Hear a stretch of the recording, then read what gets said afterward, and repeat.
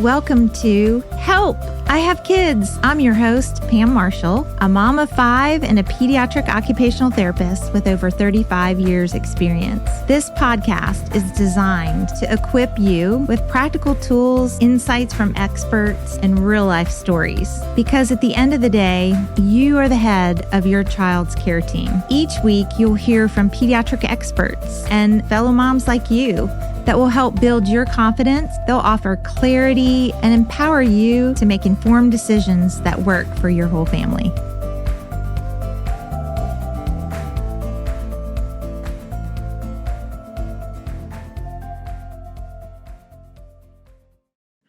All right, welcome to the Help I Have Kids podcast. I'm different this time. This is not Pam. We're flipping the script. I am Meredith, and I'm a first-time expectant mom, and I'm asking Pam, as a seasoned mom and pediatric therapist of over 35 years, just all of the burning questions I've had that I've spiraled at midnight about and looked in mom's groups for and just not had the courage to ask about. So I'm going to dig into her wisdom, and I can't wait to pick your brain. I'm so ready. Awesome. So I'm going to start off the podcast just how you start off the podcast. What is the best piece of advice you've ever gotten as a mom? Well, I love this question because I remember it like yesterday. I remember a mom, actually she was a grandma age, a woman in my church who I talked to, and she challenged me. She didn't use the word present. I think we use that right now. That's kind of been a buzzword probably the last 10 years for moms to be present, like present in the moment, present with your children. But that's what she was talking about. It was being present. She was challenging me to not miss the moments. Like a lot of times moms can have thoughts in their head like, oh, I wish they were sitting up, or I wish they weren't crying so much. I wish they were sleeping through the night, or whatever it is. I wish my child didn't have such bad behavior and we could just get through a day without that. You know, instead of having those types of thoughts, really embracing the challenge of motherhood, the joys, the sorrows, the hard times, the good times, and just being present in the moment, like whether it's good or challenging or happy or sad or frustrating. You know, we've been entrusted with the gift of children, and, you know, my faith in God plays into how I am as a mother. And I believe all children, no matter their gifts or abilities or lack of abilities, you know, children that have special needs, they're all such a gift, and we are entrusted with them. And so don't miss the moments, like just be present. That's good advice. I remember you also gave me some advice about a hairdryer. Oh, yes. Yes, if you want to impart that advice as well. I can share that really quick. So actually, my friend Helen, who lives here in the area, I was babysitting for her children when I was in college in OT school. And she was a young mom and used a blow dryer to change diapers, like on a newborn baby, and the babies just calm so beautifully. You know, when you give newborns baths, there are very few newborns who like a bath, and usually they're screaming the whole time you're trying to dry them off and get them dressed and get their diaper on, and it's just kind of a traumatic time because you're a new mom, you have all these emotions, and your baby's just screaming bloody murder, it feels like. And so she taught me that with a blow dryer, and they just don't cry, and their little face like lights up, and they love it. They are all warm and snuggly. Now, of course, you have to have a setting where you don't burn your newborn baby, that you have settings on that blow dryer. But we used a little teacup hook and always kept a blow dryer by our changing table with all 5 of our kids. And we would blow dry them. I mean, they were 2 and 3 and still loving it. Like, can you blow dry me after my bath? And maybe not so good because we had one that even in high school would have to make sure his body was 100% dry before getting dressed. We used to tease him about it. Maybe it was that blow dry thing, but it really was a great strategy to get them dry and lotioned up and redressed without crying. I love that. I love that piece of advice. It's so funny and just lighthearted, and Yeah. Just some fun moments with your kids. Yeah. Okay, so we're going to jump right in. What are some things I should be researching and reading about before baby gets here so that I'm prepared and not caught off guard? Yeah, that is a great question. I do have to brag on you, Meredith, for being such a young mama. You are calm and peaceful. You've been faced with challenges and you just are going through that beautifully, and just really proud of you for that. Thank you. What helped me, back in our mom era, there was no internet. So we had books, and the most famous was What to Expect When You're Expecting and What to Expect Your First Year of Life. And I think I usually tell new moms that you want to research a little ahead. You don't need to be too far ahead because it's just overwhelming, all the information. When you're expecting, part of it is just enjoying the journey of being pregnant and knowing what's happening during those stages. And then your last trimester, of course, you're getting ready for baby. You're starting to nest. You're starting to really think about, oh, my word, I have to go through labor. Like that is an overwhelming thought.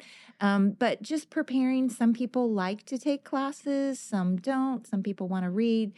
Getting around other moms is always great, and other newborn babies. I highly recommend for those moms out there expecting and you've not been around little babies and you're a little nervous about how to handle them or how to change a diaper, try to find some friends, that maybe have a newborn baby or family members that you could get around and spend some time with. We always liked borrowing children and then giving them back before we had our own. That was fun.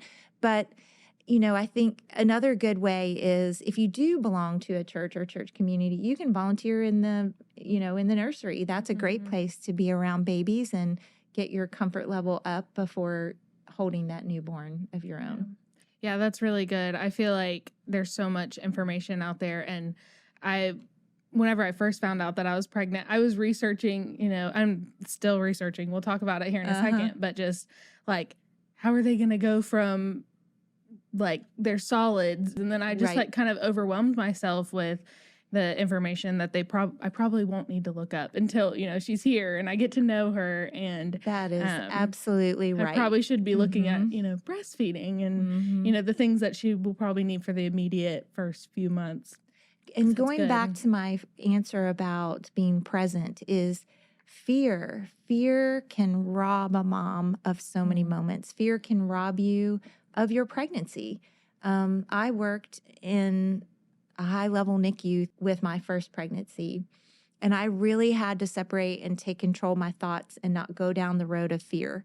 Because when you work in, a children's hospital NICU, you see the worst of the worst, and you see all the things that could go wrong, and it's right in front of you all the time. And so you just have to choose to not go down that road, not have fearful thoughts, stop yourself. And there's no guarantee any of us will have a healthy baby, no guarantee any of us will have a living baby. I mean, as hard of a truth that is. So we really have to surrender that control. I think it's our need to want to control as mom starts in pregnancy even, that we really actually have no control over any of it. Yeah. I mean, I remember my doctor in the beginning, I was like, what can I do to make this baby healthy? And she was like, just don't drink alcohol, don't do tobacco, try to eat healthy, but, you could lay down and be fine. Like, just your baby's going to be fine. She's going to grow and she's going to be healthy. And you have no control over that. You really don't. And whatever you've done before you were pregnant, you want to continue. You don't want to start exercising, for example, if you've not been exercising. You might be able to walk or pick up maybe some of your activity. But what I mean is you wouldn't want to be newly pregnant and get on a treadmill. That may not be the smartest thing, that you want to maintain your activity or your lifestyle, or you can always improve your eating, right? That's a good thing when you're pregnant, but knowing your body and continuing the rhythms that you've been doing are a good idea. So one thing I've been Googling since the beginning, and I don't know why I was so hung up on this, is the pacifier. What kind of pacifier to use? There's so many. There's the ones that look like the nipple. There's the orthodontic ones. And, dentists recommend the orthodontic ones that are flatter, and therapists and lactation consultants recommend the more round one that looks like the nipple, and then there's like ones that are more like triangle shaped, and so there's just so many out there, and I found that to be one of the biggest things that I was worried about whenever I was putting together my registry. But as a feeding therapist, and you kind of know the oral development of a baby and what that leads into. I love this topic, actually. I would love to pick your brain about it. Yes, I love it because it's, again, another one of those things that's unknown. And the best way to handle it is to have maybe an array of 4 or 5 different pacifiers available in your bag that you're taking to the hospital. Because first of all, you have no idea what your baby's palate is going to be like, what the shape of their mouth is, what they prefer. All babies have preferences. And there may be one pacifier you try and they do not like it, and they have a strong preference, and then you try another one. And the truth is, if you have a baby that is typical, and this can go against, this is one of those things where some people will give you advice and they'll say, don't use a pacifier at all. And other people will say, it's okay. I'm a firm believer, after many, many years of doing feeding intervention and having my own children, breastfeeding and that journey, mostly it's okay for kids to have pacifiers. If you have a child who has a lot of feeding difficulties, and maybe they have some developmental concerns or special feeding, they're really what we call a problem feeder. That's a different child, and that, experts should help you through that journey if your child does have feeding problems. So I think, taking a deep breath on the pacifier, and just knowing that some babies come out sucking their fingers, and you don't really know if your baby's going to be a finger sucker, that sometimes you can't take the fingers away. Like, they will not let you. They don't want a pacifier, and they're going to say no to a pacifier, and they want those fingers. And then other babies don't want a pacifier at all. And then some babies take to it, but they want a particular one. So I think this is another one of those really important pieces of information that we're talking about. You don't have control, is be flexible, in the whole journey with feeding, with everything with your baby, is being flexible. Don't be rigid in your approach, because, if you have a rigid thought like, we are not using pacifiers, you don't exactly know what the personality of your baby is. You don't know if that pacifier will help soothe your baby and bring comfort to them. As babies journey and get older, pacifiers become a parent problem. That it's really, I had a great pediatrician that was like the top resident at the children's hospital I worked at, and nurses just flocked to that person when they opened their doors of a private practice, because he was so good. And he would say, babies past 6 months, they don't need a pacifier. We just give it to them because it keeps them quiet. It's for us. It's for the mom or for the parent. It's really not for the baby. And so I thought that was very interesting. And what we chose to do, again, this is a personal choice of everyone. I actually pushed the pacifier because I knew we could cut it and get rid of it, and it wouldn't impact speech and, dental health later. And so that's what we did. And we kept it in the bed at 6 months on. We just kept it in the bed, and only for sleeping. And then we cut it. So by their first birthday, they were completely done with the pacifier. But that, again, that was our choice. And it was what I knew about development, but what I also knew to be okay for the child. So just be flexible. Have some choices when you go to the hospital in your bag. And the hospital also sometimes they have choices there. And so just let it be one of those things that you can wait and see. Yeah, that's really good. My mom, I haven't had braces, and I have pretty straight teeth. And so I remember calling my mom and saying, like, what did you use for me? And she's like, you had a pacifier since you were 3, because you were the third child, and we just needed something to keep you quiet. Right. And like, my teeth turned out fine. My speech turned out fine. I didn't have to go to speech therapy. But then then you see other people who are like, no, you need to cut it off at 6 months. And so, really a lot depends on your mouth and how the size and the shape of your mouth, and some of that stuff is hereditary. So I think it's not a one size fit all answer. It's not a flat answer that everyone should apply it. Now, some dentists or some oral-facial myologists may have a different opinion, but based on what I've seen, it's really okay for a healthy baby to have a pacifier if you choose that.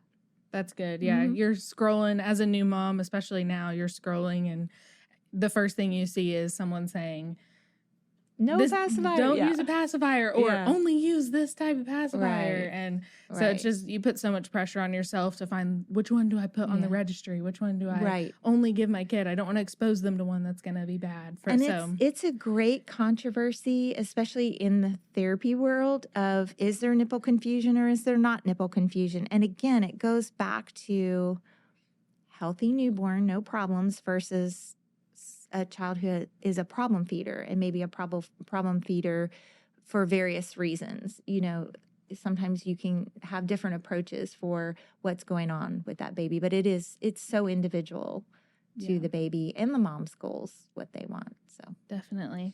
So going into, just because you were a feeding therapist, especially in a NICU, I'm interested in hearing just like what the process is of, you go from breastfeeding to giving them purees, and then maybe even baby-led weaning. And that's always kind of a controversy too, is do you do baby-led weaning and give them solids, or do you give them purees? And, everybody kind of has their approach. They do. They their opinions absolutely too. do. And what I found is most babies who breastfeed, they really don't want food or solids till much later than bottle feeding babies.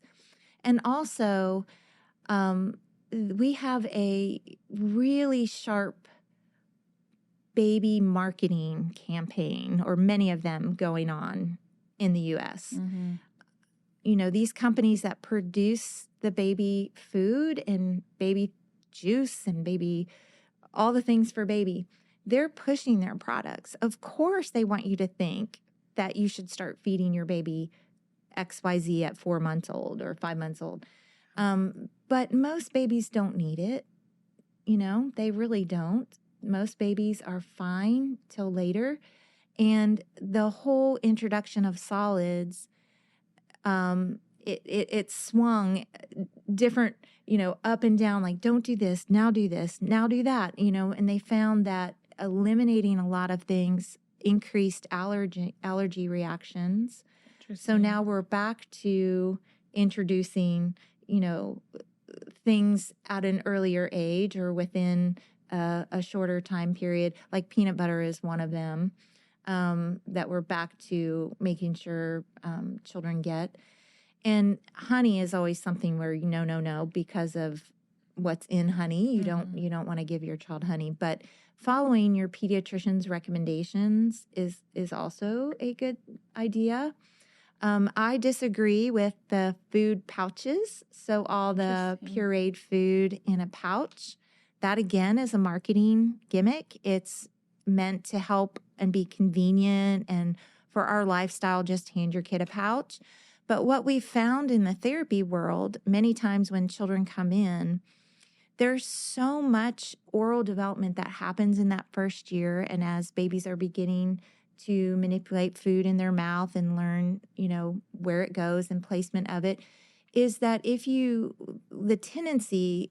people give their children pouches, the tendency is that's all they're getting. And they're not spending time in their high chair and spending time with little pieces of food and picking them up and chewing, learning to manipulate that food from side to side, getting it all over their mouth, licking. They're not getting the same experience as sitting in a high chair. And I think it's more convenient. Like, it's a pain to have your child messy from head to toe when they eat and are learning to eat. It's a very messy thing. But if you can build that into your schedule, like meaning give them the messy things right before you're going to give them a bath. Just go ahead and make that part of part of the day. And even if your bath is just a quick bath, you know, we don't necessarily want to do long, soaped up baths every day, but maybe your bath is just fun of getting in the water. Like maybe you're not going to use any soap, but maybe you just do the quick bath because they like it. Kids love water and it's a fun routine. It's part of bedtime. So, you know, trying to build things in your routine that makes sense. But I think, remember, there is a marketing game out there. Babies don't need juice. There's really no purpose for juice, but it's marketed so heavily. And usually when you come home from the hospital, you have a bag with all these coupons and all this stuff in it. And it makes you feel like, oh, I need to go buy juice. Oh, I need to go buy these pouches. I need to go buy this stuff, when really you don't. Yeah. You know? Yeah, I really like that. Just being intentional about your time. And as a first-time mom, going from, I'm 23, so kind of going into the phase of, or coming from the phase of hanging out with my friends all the time and, you know, go with school and work and everything. And then I think you bring up a really good point of just slowing down your life that I needed to hear as a mom, or as an upcoming mom. You know, your life is going to change, and those intentionality of, you know, you can't have a 2-minute meal like I can now. I can go downstairs and eat really quick and out the door. But I have to slow down my life a little bit and say, like, oh, well, the spending time with my kid, I mean, that's a personal connection, but then it's also, they need to have time to explore and be in the bathtub. And so instead of having the 2-minute bath routine. And you bring up a good point, you know, eating as a family, like when you're expecting, as you and your husband are right now, it's the time to talk about what values do we want for our family, because it starts when your baby's born. It doesn't start when they're 5. You know, you want to create those habits now, because mealtime should be social. It should be part of a connection as a family. And every family does that differently, but there's value in it. And if you choose it, you know, having your baby present with you while you and your husband eat a mealtime. So then when they are, you know, even when they're just in a bouncer, or maybe you're holding them, you know, you're getting them in your mealtime routine. And then that's an easy transition when it's time for them to sit and have purees or, you know, begin to try food. Create it as part of the meal rather than, oh, I'm going to feed the baby first and then we're going to try to eat later. Or it really is great just to build mealtime. So I highly encourage that. Like, even as a young indifant, just have mealtime. And as soon as they can sit up, they can go in the high chair, you know, independently. Well, people say, like, you know, they can hear you in the womb. So, I mean, if they can hear you in the womb, I'm sure whenever they're out, they can hear you and they understand what's going on. And you just want to build that. So that's great advice. As a first-time mom who may go back to work, what are some realistic ways I can support development in those busy days? I think one of the things that I was worried about, probably because my mom was a stay-at-home mom, and my husband is in pharmacy school right now, so it's not an option really for me to be a stay-at-home mom. That's one of the worries that you go, like, I'll only have like 2 hours with my kid after work. And, but you know, you're leaving them with either a daycare or a grandparent or a trusted friend. And, how do you still focus on doing all the things that are good for their development and, like kind of losing that control, I guess, that you feel like you should have as a mom? Well, it can start with asking a lot of questions. So as you're discerning, you know, who's going to watch the baby, whether it be, you know, a family member or a daycare, asking questions about their routine. Where do they put the babies? Like, where do they go during their awake time? You know, and early on, they're not awake a lot of the time, but, you know, by 4 months, they're pretty awake. They're getting more awake and spending longer awake times. And the thing that I have seen that has negatively impacted development the most is when babies spend a lot of time in plastic containers. And a plastic container is anything that has the base as plastic. So like our car seats are plastic, and they put, a covering over them. But babies should not spend a long amount of time in a car seat. And one very good rule to have, although it's challenging because your baby often falls asleep in a car seat, you want to just leave them there until they wake up because you don't want to disturb them. If you can, from the time they're newborn, if they're used to getting moved in and out of that car seat, they might not wake up as easily, is don't leave them in the car seat. Just get them out and put them in the bassinet or put them where they normally sleep so they're not spending those hours in that plastic container sleeping. Also, the little, we used to years ago only have swings that had plastic base to it, but now there's all the little rocking automatic rocker type things that some people are putting their babies in all night long to sleep. Just because they want sleep. They think, I'll just keep them in this. But it is not a good thing. That if you can at all, it's understandable for babies that have special needs or are medically fragile or something's going on. Maybe that's a completely different story. But overall, it's best for your baby to be, lying down and know what bed is versus upright. And using the soft bouncers that just have like a metal frame and there's just cloth in them, that's really good for young babies during the day to spend time there. And of course, wearing your baby is good. So you want to ask those questions to your caregivers. Do you ever wear babies? Do you, ask the questions, where are they?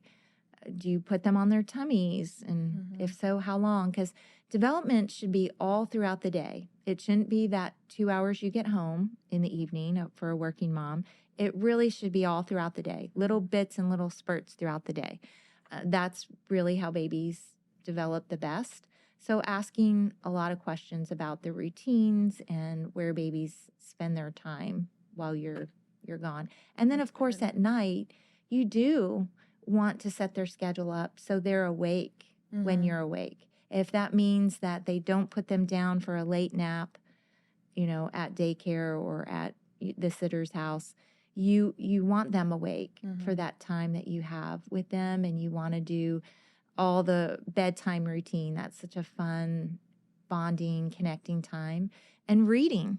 You can read to your baby when they're a newborn. Yeah, that's You can good. read to them. I think just like I didn't know that you could really organize your child's sleep routine.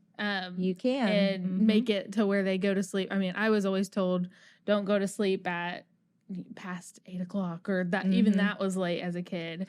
And probably that is whenever they get older and they have school and they have schedules like that. But as a baby, I think it's cool that you can have those later nights. And you can. And there are some out. families, I worked a lot of years in homes, and some families have different schedules. Like when you think we have a lot of manufacturing plants around, and we have some parents that work late shifts. Maybe they get home at midnight. They're in an alternative schedule. They're not on the daytime schedule. And it's perfectly fine to align your child's schedule with your family's schedule. As long as you're not changing, as long as it's that rhythm is the same for them, it really is okay. I mean, families do different things just so they can spend time with their babies and their children. So. Yeah. It's really good to hear from you just how you can really make it so flexible as a mom whenever you hear all of these rigid things that you're supposed to do. And in my mind, I was like, my kid has to go to bed at 7 o'clock or we have to be eating dinner at 5 o'clock. And, that's whenever I would get home from work. And so it's just like you don't have to be as rigid. And that's very freeing as a mom whenever you think about it, especially a working mom. That's very freeing to hear from you. And there are some babies that have their days and nights confused, and maybe a family's on the daytime schedule, but the baby's really on the nighttime schedule. That's a challenge. Yeah. But there are things you can do to help facilitate that. You want to make sure, we always call it day-night cycling in the NICU, because, when babies are in the NICU, they're usually in a hospital setting where there's bright lights and it's artificial lighting. It's not like a lot of homes have natural light coming in, or you feel that day-night cycling, but in a hospital, it's harder to create that. Now, I think they have a lot better lighting options that allow for that.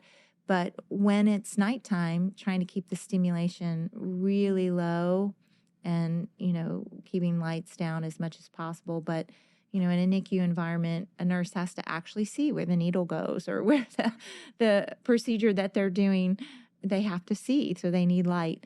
And so they do use little masks. If you've seen those, they'll use masks to keep the baby masked, to keep the light out.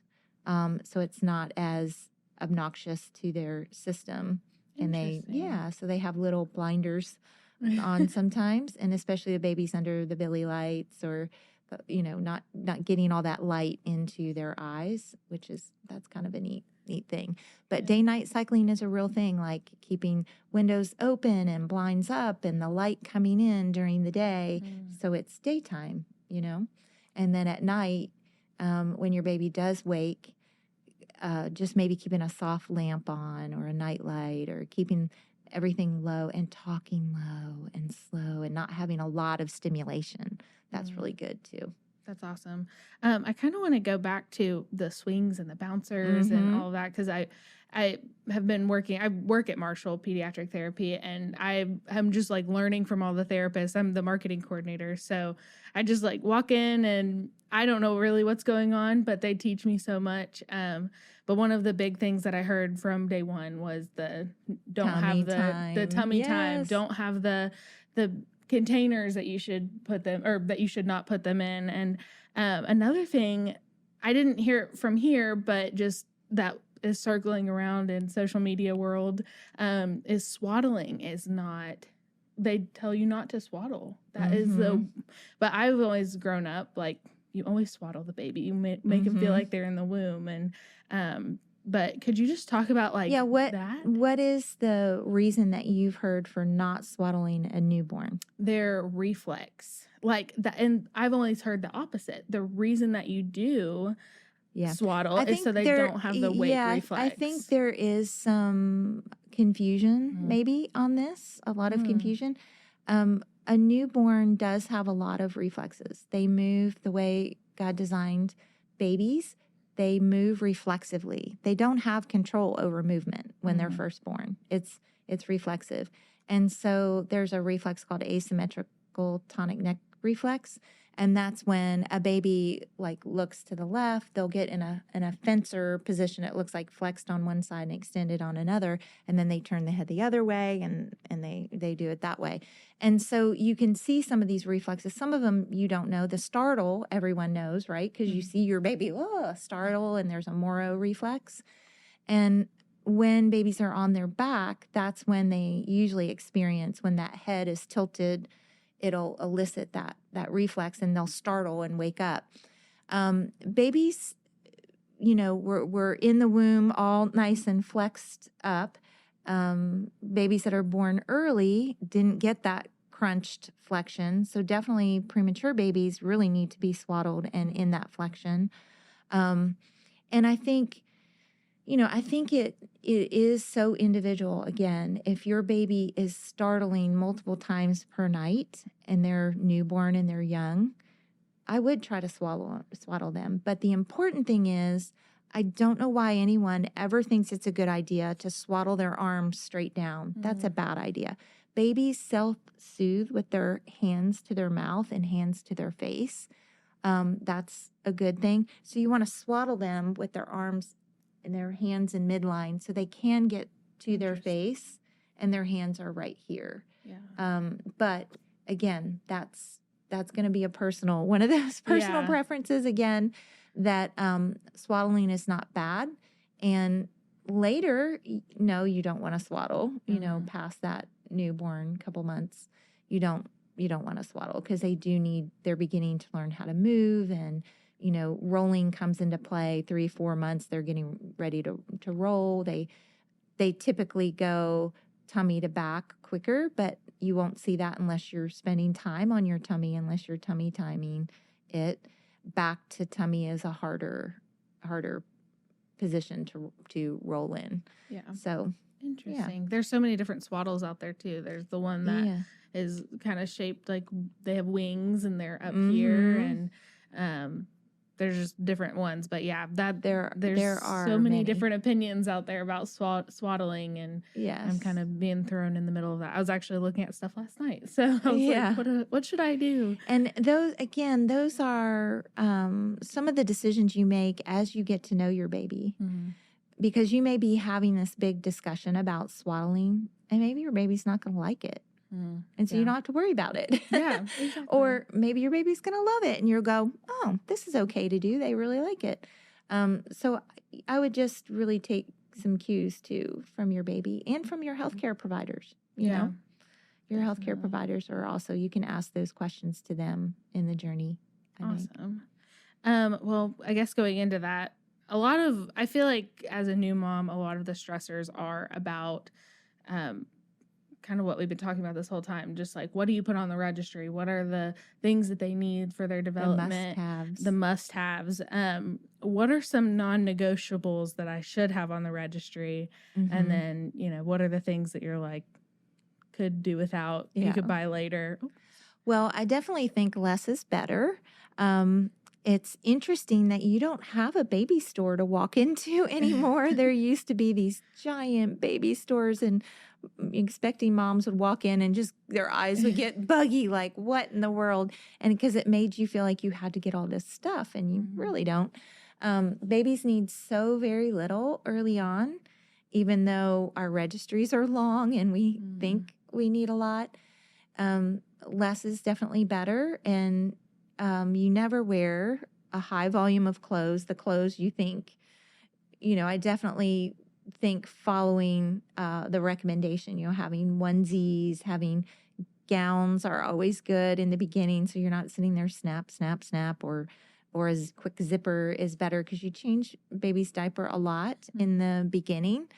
So many diaper changes, many diaper changes.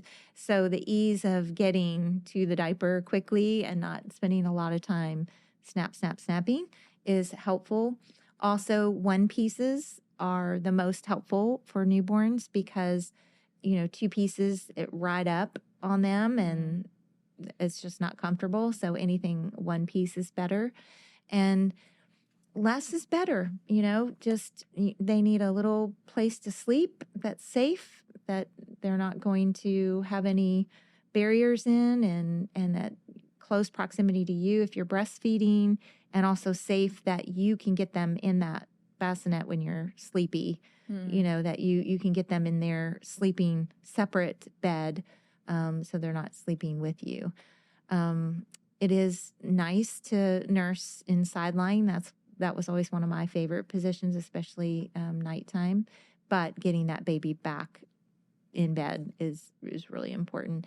And then, just simple, depending on the season, if it's and your house temperature, whether you're going to, if you keep it really cold, like in our house, I live with an Arctic polar bear, and and it's an Arctic temperature.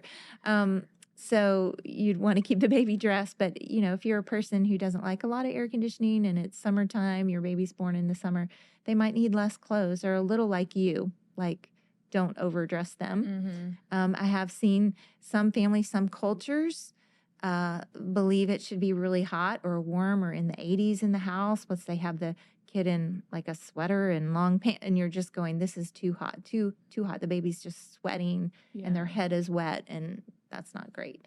So you want to just, dress them appropriately.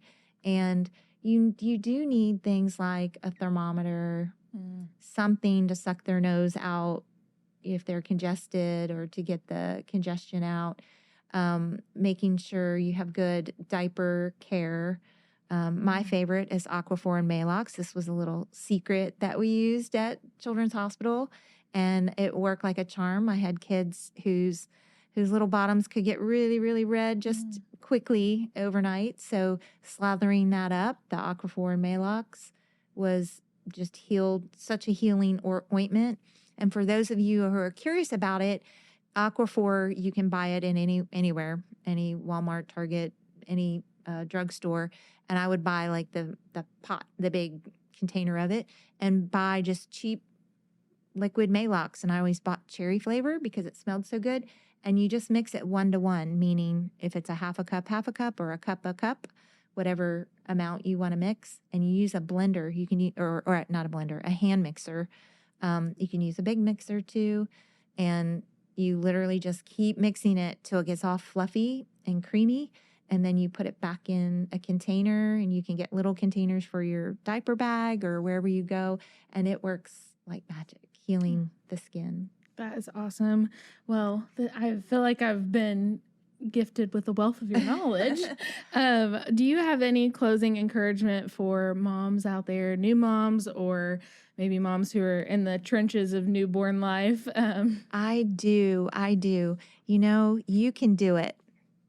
There's nothing that you're going to do that is wrong. I'm confident you will have the right mom intuition to guide you through the right choice for you and for your baby.